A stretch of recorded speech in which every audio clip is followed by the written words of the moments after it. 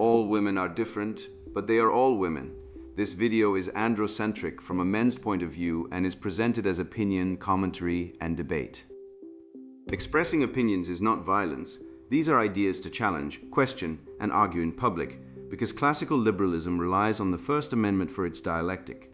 If you are a feminist, then consider this. If patriarchy truly existed as claimed, feminism could not. And if all men are trash and women are equal to men, then what are we to conclude? Women will die for their children. Men will die for their wives and children. And God chose to die for all mankind. Authority rolls up with responsibility. If this framing of facts offends you, click off to a cute cat video. Proceeding further will expose you to gamma bias and criticism directed at ideas, claims, institutions, not at any individual's virtue or dignity.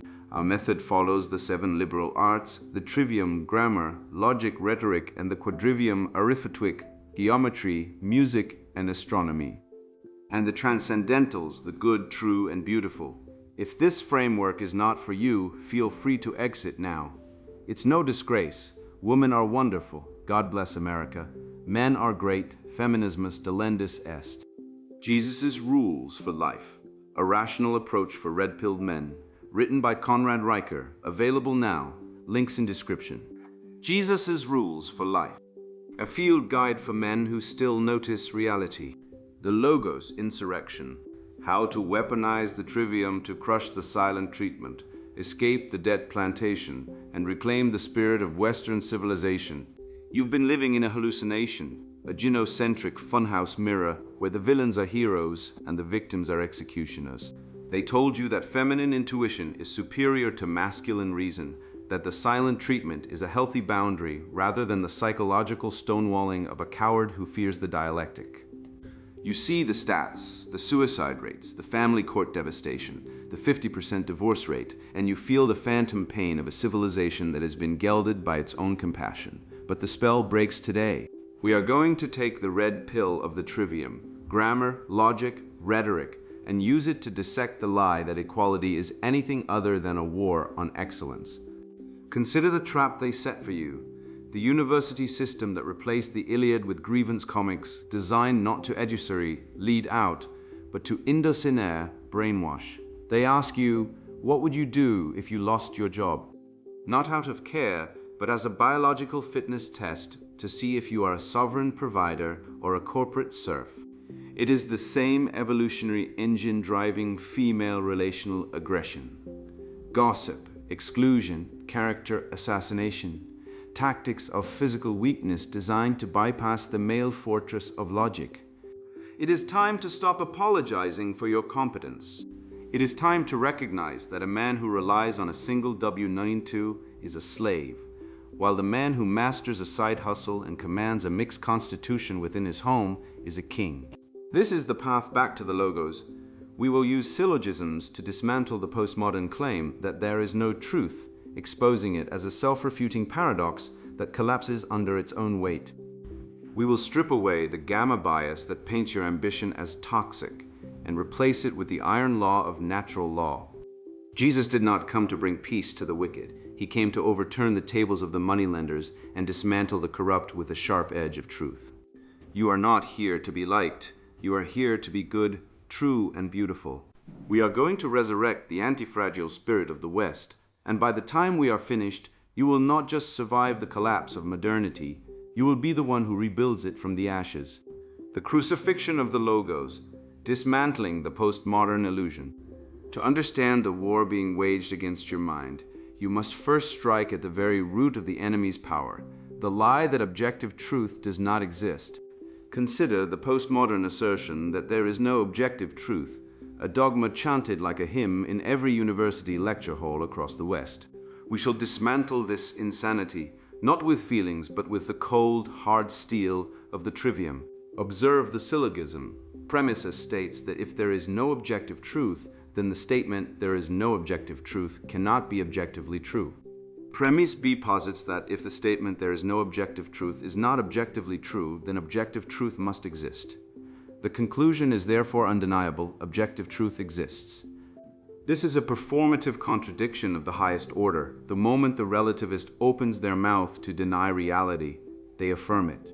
They are standing on a ladder they claim does not exist, kicking at the rungs while expecting gravity to suspend them in mid-air. The logos, the rational principle of order, cannot be negated without negating the negator, leaving the Western transcendental of truth as the only viable operating system for a mind that wishes to remain in contact with reality. Once you see that their foundational axiom is a fraud, the rest of their ideological house of cards collapses under the weight of its own absurdity. We are witnessing a theological swap where the Holy Trinity of the West, the true, the good, and the beautiful, has been usurped by a profane, unholy triumvirate: equity, diversity, and inclusion. These are not virtues. They are political weapons designed to override merit and reality. History screams a warning that every civilization which replaces the pursuit of excellence with the enforcement of equal outcomes inevitably slides into entropy and chaos. When beauty is deemed oppressive and truth is labeled a construct of patriarchal dominance, you are no longer dealing with politics but with a death cult. The EDI regime is a religion without a soul, demanding total submission to a fantasy that biology does not exist and that competence is a form of bigotry. It is a rejection of the transcendentals that built the aqueducts and the cathedrals, replacing them with a bureaucratic nightmare that punishes the capable to appease the incompetent. This pathology is the direct result of cultural Marxism, a specific intellectual virus birthed in the Frankfurt School that sought to destroy the West, not by offering a better alternative, but by poisoning the well of culture itself. Their weapon of choice was critical theory, a tactic of dialectic negation that offers no solutions, only infinite complaint. It is a theory that fails the test of utility and beauty instantly, for it creates nothing and destroys everything. It is the philosophy of the termites, burrowing into the woodwork of the Constitution, the family, and the church, chewing away the structural integrity until the roof collapses on our heads. They do not build, they only deconstruct. They cannot tell you what a woman is, but they can spend 4 years explaining why the penis is a social construct. This is the wicked evolutionary biology of an ideology that selects for weakness and glorifies victimhood, ensuring that the strong are culled from the herd so that the mediocre may feel safe in their mediocrity. The battlefield for this war is the classroom, where the very definition of your mind is being forged. And here we must deploy some etymological warfare to see the con. The word education comes from the Latin educere, meaning to lead out or to draw out the higher potential of the soul. The leftist system, however, has perverted this into indocinere, to indoctrinate, literally to teach in or to ingrain into the mind. You are not being led out into the light of reason, you are being programmed like a drone to serve the hive mind. The modern university is not a place of learning. It is a factory for NPCs, non-player characters, churning out graduates who are fluent in the language of grievance, but illiterate in the language of the Western canon. They have stripped the grammar stage of the trivium from the curriculum, rendering young men linguistically impotent and unable to articulate their own heritage, let alone defend it. Look at the evidence of this erasure in the case study of our decaying Ivy League towers. Once a man could go to Stanford or Oxford and read Homer and Virgil to learn about honor, duty, and the tragic nature of life. Now, these texts are discarded as dead white male propaganda, replaced by comic books and critical theory manifestos that teach nothing but resentment. I have seen the syllabi with my own eyes, graphic novels about the patriarchy replacing the Iliad. This is not an accident. It is a deliberate, tactical strike. By removing the grammar of Western civilization, the foundational myths, histories, and languages, they remove your ability to think. A man who cannot speak the language of his ancestors is a slave to the tongue of his conquerors. This castration of the mind extends into how they teach literature through the lens of gamma bias, a perceptual distortion designed to demonize the masculine. In modern literary criticism, male ambition is reframed as villainy and toxic aggression, while female weakness or emotional volatility is sanctified as victimhood. This effectively castrates the heroic archetype necessary for young men to emulate. If every strong man in a book is a villain and every fragile woman is a saint, what model is left for a boy trying to become a man? They are erasing the hero because the hero is dangerous to the mediocrity they wish to enforce. They want you weak, docile, and apologetic for your own existence, terrified of the shadow of your own potential greatness. We have seen this all before. The mob coming to cancel a professor for a wrong think tweet is no different than the mob that murdered Hypatia in Alexandria or burned the Great Library. The actors have changed, but the script is identical. It is the eternal battle between the chaotic, feminine urge to destroy structure and the masculine duty to preserve knowledge and order. The Library of Alexandria held the sum of human knowledge, and the chaotic mob, driven by religious fervor and anti-intellectualism, tore it down because truth offended their delicate sensibilities. Today, the woke mob burns books digitally, deplatforming scientists and erasing history, driven by that same chaotic, destructive impulse. They are the forces of entropy, and you are the wall of order that must hold fast. So, how do you fight back? You must pick up the dialectic sword and use the Socratic method to aggressively dismantle these charlatans in real time. When a leftist professor tries to indoctrinate you, do not get angry. Ask questions. Turn their own questioning technique back on them to expose their lack of foundational axioms. Ask them to define equity. Ask them if biological sex is a binary. Ask them if there is no objective truth. Is the statement genocide is wrong only true for some people? Force them to stand on the ladder of logic they tried to kick away. Watch them squirm as their own critical theory is critiqued.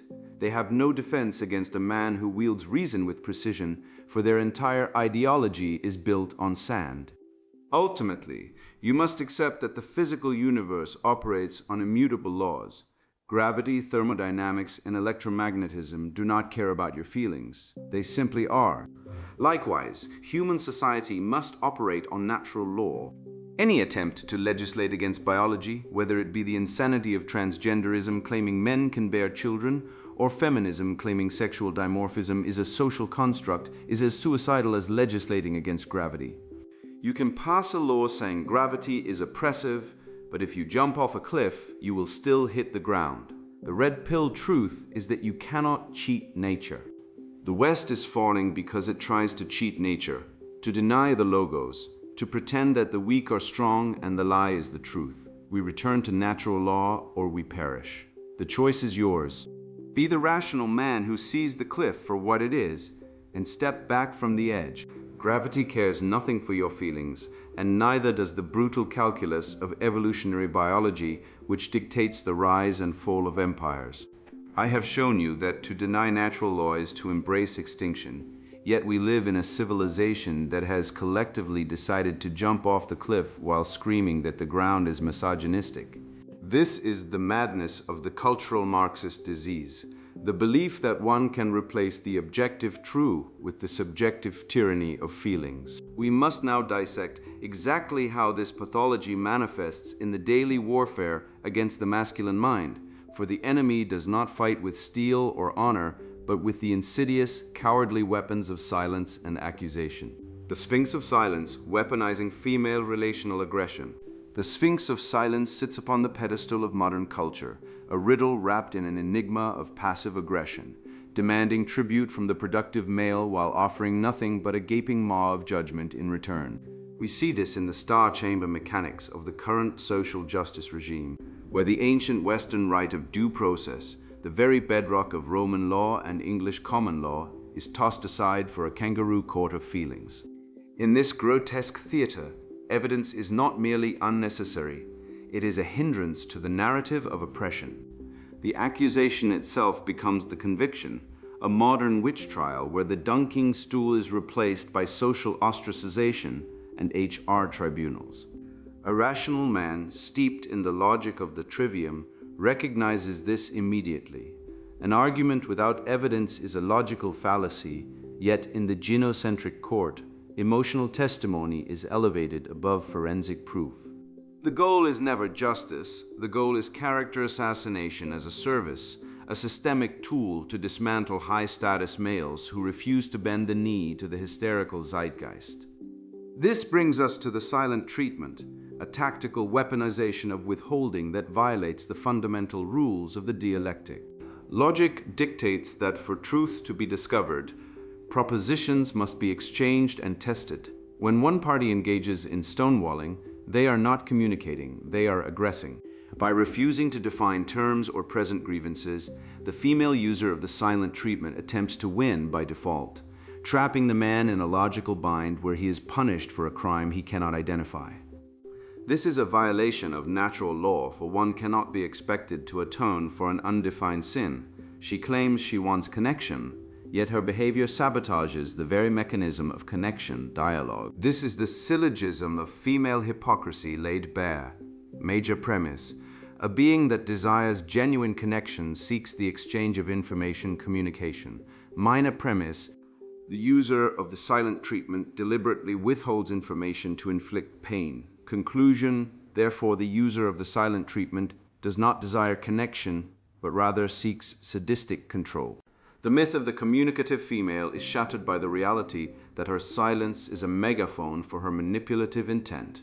Consider the harrowing case of a senior engineer, a man of logic and competence who found himself ensnared in the corporate HR trap for the crime of refusing to validate a female colleague's emotional incontinence. She had failed to meet a deadline, a fact measurable and indisputable, and when he calmly pointed out the error, she dissolved into tears, claiming he had created a hostile environment. The machinery of the state embodied by the HR department, a Stasi for the feelings of the mediocre, immediately swung into action against him. Competence was punished because it made incompetence feel unsafe. This illustrates the wicked evolutionary biology at play, the alliance of the state and female hysteria to dismantle male competence. The man was not reprimanded for a failure of duty, but for a failure of supplication. The corporation, a creature of the mixed constitution, had been perverted into a tool for matriarchal tyranny, prioritizing the preservation of female feelings over the survival of the organization itself.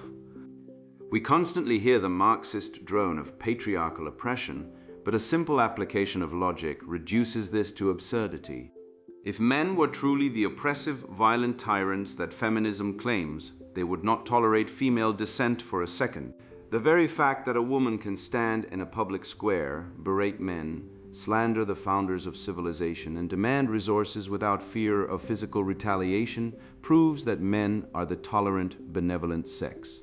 A real oppressor does not hand the oppressed a microphone. A real oppressor does not build a welfare state to subsidize the oppressor's bad choices. The tolerance of male society is its greatest weakness, exploited by a culture that mistakes patience for impotence. We are told men are toxic, yet men are the only propping up the infrastructure that allows such accusations to be levied. If men truly went on strike, if the oppression actually lifted, the modern world would collapse into a dark age within a week. Game theory exposes the victim card for what it is, a parasitic strategy of the highest order. In the evolutionary marketplace, the damsel in distress is a low-risk, high-reward con. By adopting the posture of the victim, the female signals to the tribe that she is under threat, triggering the male protective instinct to deploy resources and attention without her having to expend a single calorie of labor. It is a welfare check for the soul. The payoff is attention without merit and resources without reciprocity. The rational man must identify this strategy and starve the beast. To validate the victimhood of a functioning adult is to participate in your own exploitation. It is a violation of the virtue of justice to reward a claim of harm where no harm exists. We must also shatter the myth that women are the kinder, gentler sex, a fable propagated by the naive and the cunning alike. Psychological research into indirect aggression reveals that this behavior peaks in females and, contrary to popular belief, does not decrease with age, it merely becomes more sophisticated. The mean girls phenomenon does not end in high school, it simply moves into the PTA, the office, and the divorce courts.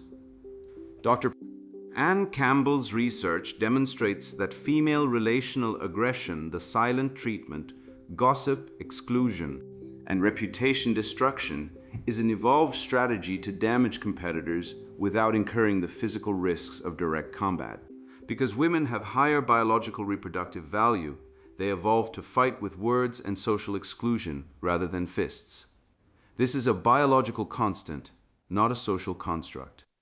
It is the female imperative to exclude, to isolate, and to destroy the standing of rivals while maintaining a veneer of innocence. It is warfare waged in the shadows, cowardly yet effective. So what is the remedy for this onslaught of passive-aggressive sabotage? It is the stoic practice of apatheia, or freedom from suffering. This is not apathy in the modern sense of laziness, but the invulnerable fortress of the mind. When a woman employs the silent treatment, she is handing you a brick. If you accept it, she can bludgeon you with it. If you refuse to touch it, she is left holding a brick she cannot use. The rational man must maintain a frame of diamond imperturbability. If she screams, you are silent. If she withdraws, you are unmoved. By refusing to react to her manipulation, you expose her frame as made of glass. You reclaim the dialectic. You stand firm in the living spirit of Western civilization. Logic, reason, and virtue against the chaotic emotional abyss of the modern Babylon. You become the rock against which the waves of feminine hysteria break, and in that stillness you find your victory. I tell you this because I have watched a high-frequency trader cast aside his Bloomberg terminal to hammer bespoke steel in a dim garage and in that smoke and sweat. He ascended to a status that the corporate ladder could never grant him because he satisfied the ancestral female drive for competence rather than the modern desire for a compliant beta pavither.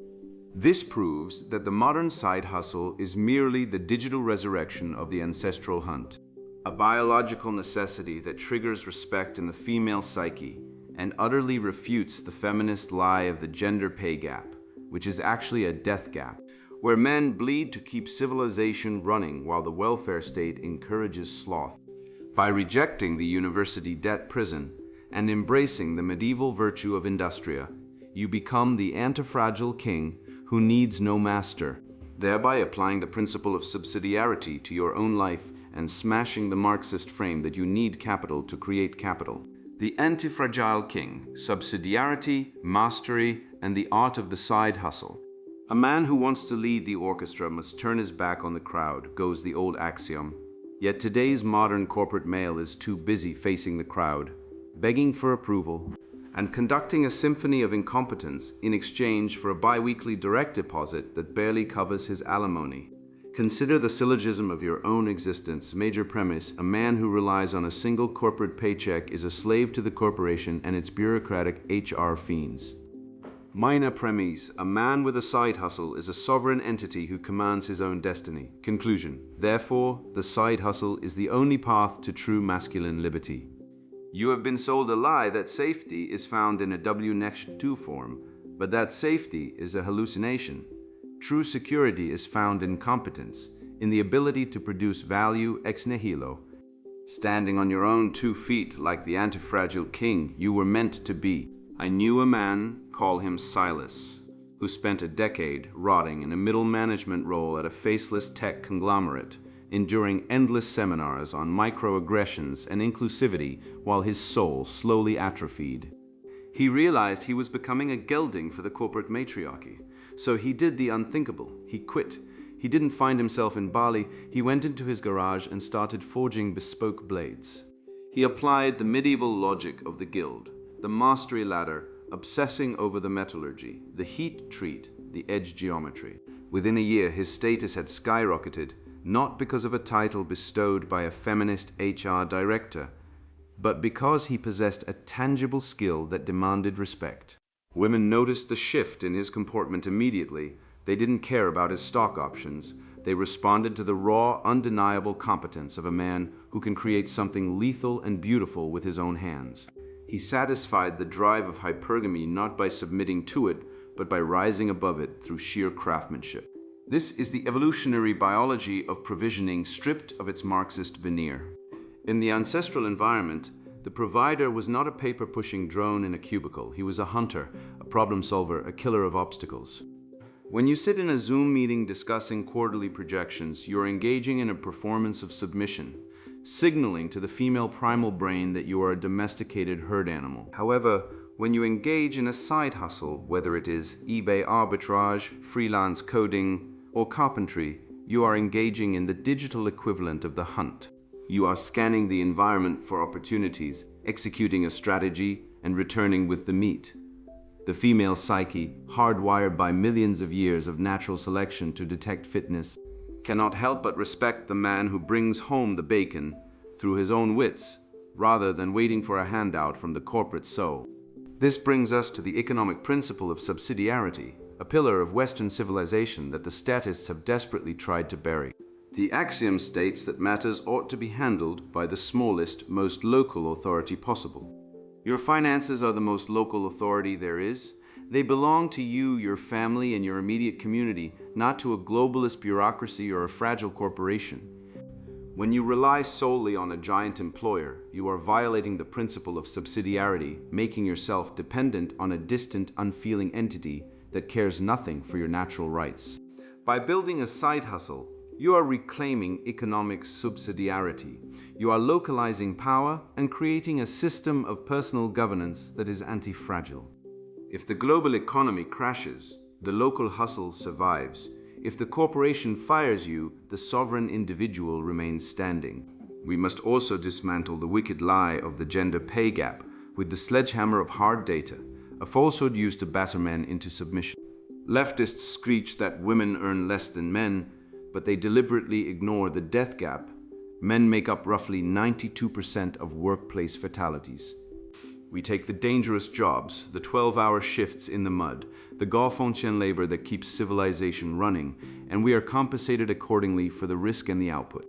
In the side hustle economy, the truth becomes undeniable. Nobody cares about your gender identity or your oppressed status card. They only care about results. The market is a cruel mistress, but she is a fair one. If your weld breaks or your code fails, you are fired, regardless of your chromosomes. The side hustle is the ultimate meritocracy, a place where the equal pay narrative dies under the weight of objective reality. The financial independence brought by the hustle is also the ultimate weapon against the resourcefulness shit test. You know the question, delivered with a cold, calculating stare by a woman evaluating your mate value, what would you do if you lost your job? If you answer with panic or talk about savings accounts, you fail. You have revealed yourself as a dependent. The correct answer, the only answer that passes the biological fitness test, is a smirk and a display of anti-fragility. You explain that losing a job would be a minor inconvenience, a bump in the road, because you have multiple streams of income, skills that are in demand, and the adaptability of a predator. You turn the question back on her, demonstrating that you are not a domesticated pet that needs to be fed, but a wild force of nature that thrives regardless of the conditions. It is time to execute the action of the 1000 commando and flip the Marxist script that claims you need capital to produce capital. This is the excuse of the weak, the slothful mantra of the proletariat who wants to remain a victim. You need zero capital to start.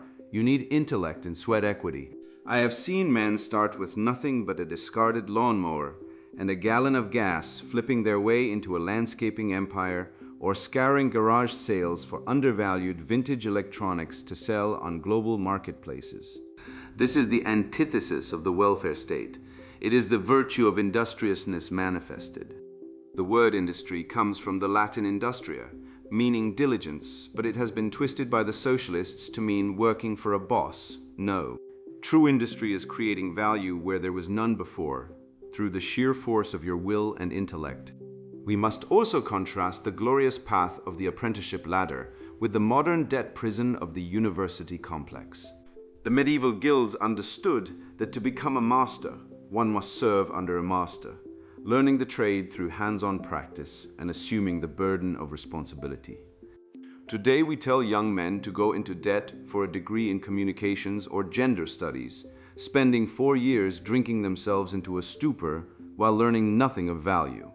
The result is a generation of men enslaved to student loans, unable to buy homes or start families, while the welder, the electrician, and the coder who skipped the degree for the apprenticeship are building equity and cash flow. The ROI of trade skills crushes the liberal arts degree, yet the cultural Marxists push the university route because they want men weak, indebted, and dependent on the system for survival. Reject the feminization of the workforce, the insistence that safety and comfort are the highest goods, They are not. They are the presaging of the fall. Rome did not fall because the men were too aggressive. It fell because they became soft, reliant on mercenaries and bread and circuses. You must weaponize your intellect and re-enshrine the truth that your value comes from your output, your utility, and your unyielding refusal to be a victim. The side hustle is not just about money. It is about reclaiming the transcendental spirit of the West, the spirit of the explorer, the craftsman, the philosopher king who builds his own castle. The modern Babylon of woke wants you compliant, castrated, and silent. Do not give them the satisfaction. Pick up your hammer, your keyboard, your tools, and build your own kingdom.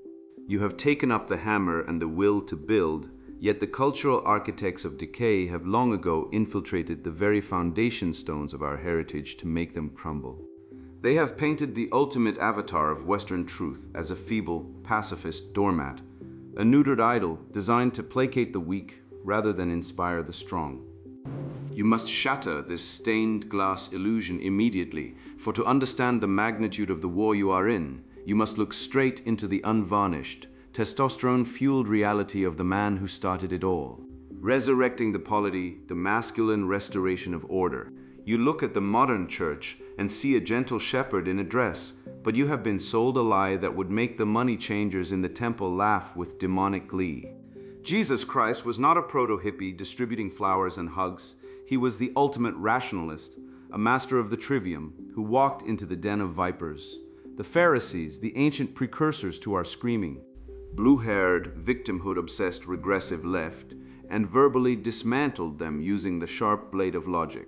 When he overturned the tables of the corrupt merchants, he wasn't engaged in a pacifist protest. He was executing a righteous masculine raid on a rigged economic system, a physical validation that anger, when directed at injustice and deceit, is a holy virtue. He used the Socratic method before Socrates did, trapping the hypocrites in their own contradictions, proving that the living spirit of the West is not passive acceptance, but active, aggressive confrontation with the lie. That lie has morphed into what we correctly identify as the feminine imperative, the overarching societal pathology that prioritizes female safety and comfort above objective truth and justice. This is not a conspiracy. It is an evolutionary strategy gone rogue, a mechanism that demands civilization dismantle itself to soothe the anxieties of the solipsistic feminine mind. We see this in the Me Too witch hunts, a modern Butlerian jihad against male competence, where due process is burned at the stake in favor of feelings, destroying great men not because they are guilty, but because their existence threatens the matriarchy's desire for a risk-free, padded room reality. This imperative frames the world through the lens of victimhood, demanding that the strong be shackled so the weak never feel a moment of insecurity, a biological drive that, when unchecked, leads directly to the collapse of the state. We can prove this inevitable collapse through the ironclad laws of logic, specifically a syllogism that no feminist professor can debunk without triggering a meltdown. Major premise: civilization is the structured suppression of primal, chaotic instincts through reason, law, and hierarchy. Minor premise: feminism and leftism operate by unleashing primal instincts. Envy, greed, solipsism, while simultaneously suppressing the rational constraints that tame them. Conclusion: therefore, feminism and leftism are not political ideologies, but anti-civilization forces that must be cast out for a society to survive. This is the mathematical certainty of our decline. We are allowing the ID to drive the car, and we are surprised when it drives us off a cliff. Nowhere is this crash more violent than in the modern household, which has abandoned the mixed constitution that sustained the West for millennia.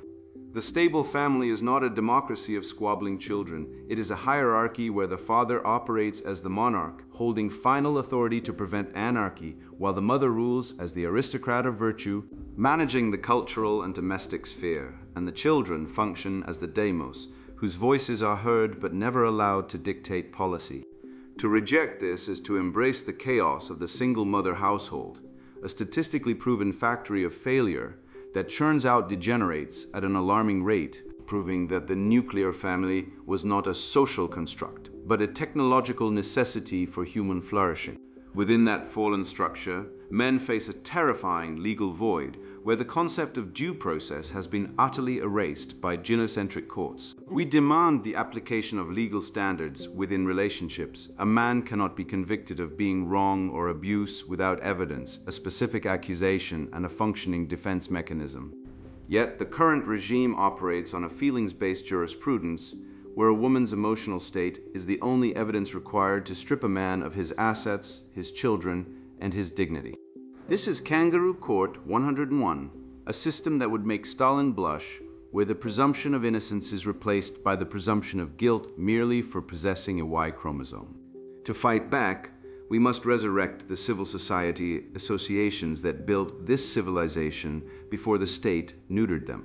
We need the return of all male groups, slubs, fraternities, and societies that operate entirely outside the state's control, guarding the secrets of high competence and masculine virtue like the Freemasons or the Hellfire Club of old. These are not safe spaces for snowflakes. They are armories where men sharpen each other, creating networks of trust that the corrupt, feminist, infiltrated institutions cannot penetrate. When men gather without female supervision, they build the pyramids, the constitutions, and the rocket ships. When women demand entry into these spaces, they turn them into therapy sessions. You must treat your mind like a muscle and the trivium as your gym routine, preparing for intellectual warfare against the NPCs, non-player characters, of the cultural Marxist agenda. Grammar is your ability to gather facts, which means learning the hard, ugly truths about evolutionary biology and crime statistics that the left tries to bury. Logic is your ability to reason, to connect those facts without the interference of Ghana bias or emotional fragility. Rhetoric is your ability to persuade, to speak the truth so clearly and beautifully that it shatters the bally jaws of your opponents. If you cannot define your terms and dismantle your enemy's arguments using syllogisms, you are bringing a knife to a nuke fight.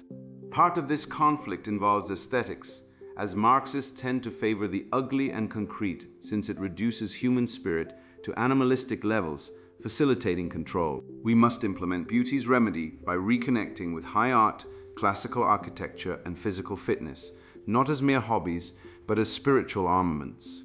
When you develop a muscular physique and immerse yourself in classical art's harmony, you're physically manifesting the transcendentals, goodness, truth, and beauty, which establishes a psychological stronghold that modern artistic decadence cannot penetrate.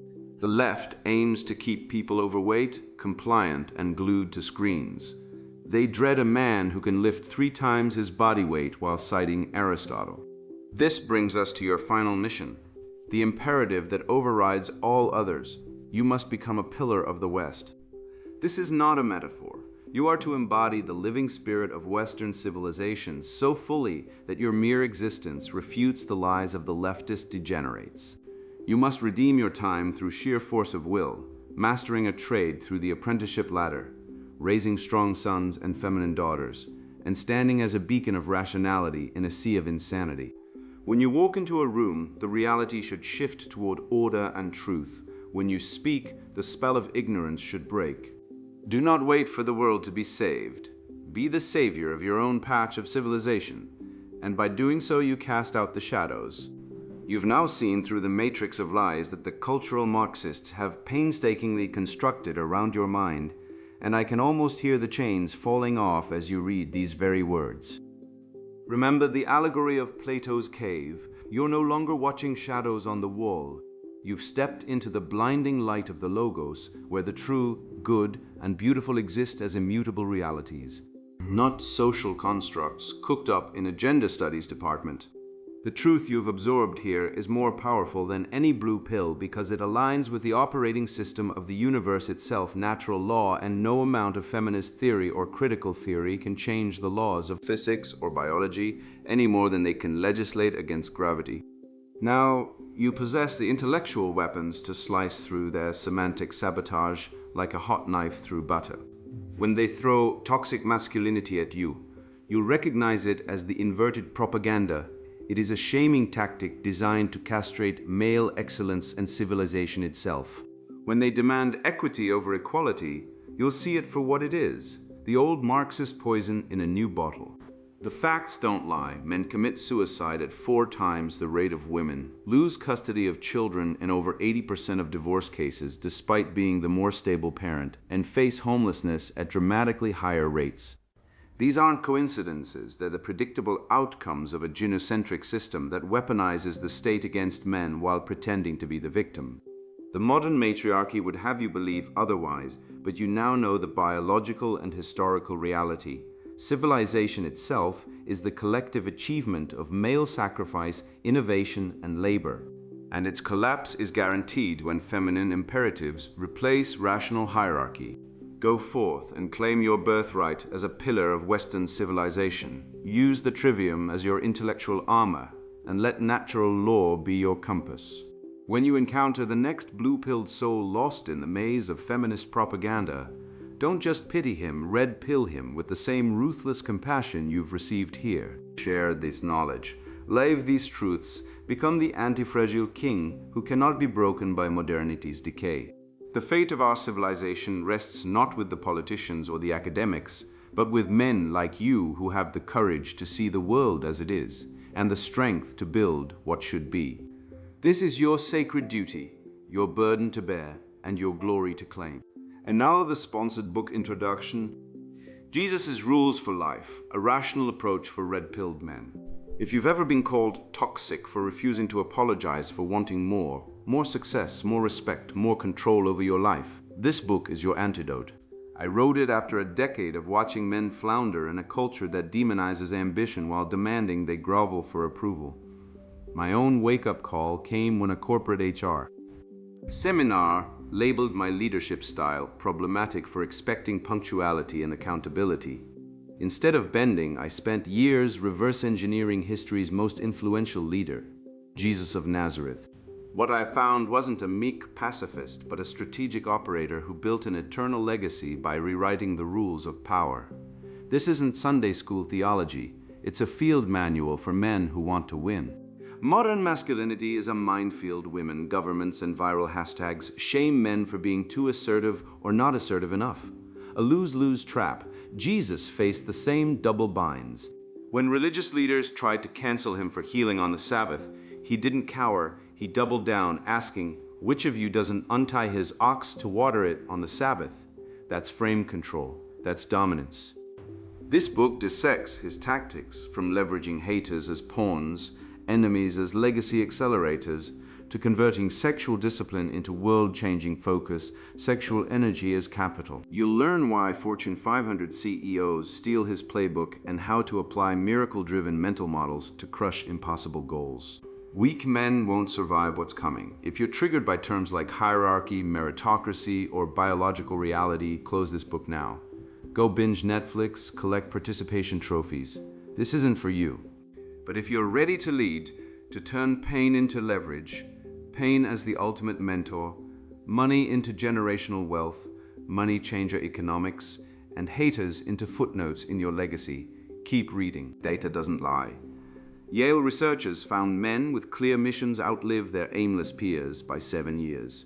Stanford proved that avoiding porn sextuples life satisfaction. The science is settled. The ancients knew it. Your excuses end here.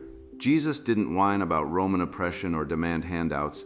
He built a global empire with 12 workers, 0 venture capital, and a 3-year timeline. His secret: rational faith, not blind belief, but actionable systems for dominating chaos. You'll master the same protocols, turning scarcity into momentum, betrayal into advantage, and death into marketing.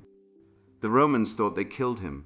Instead, they gave him the greatest comeback story in history. Your doubters will regret you the same way. Buy this book. Dominate. Repeat. Jesus' Rules for Life, a rational approach for red-pilled men, written by Conrad Riker. Buy now. Links in description.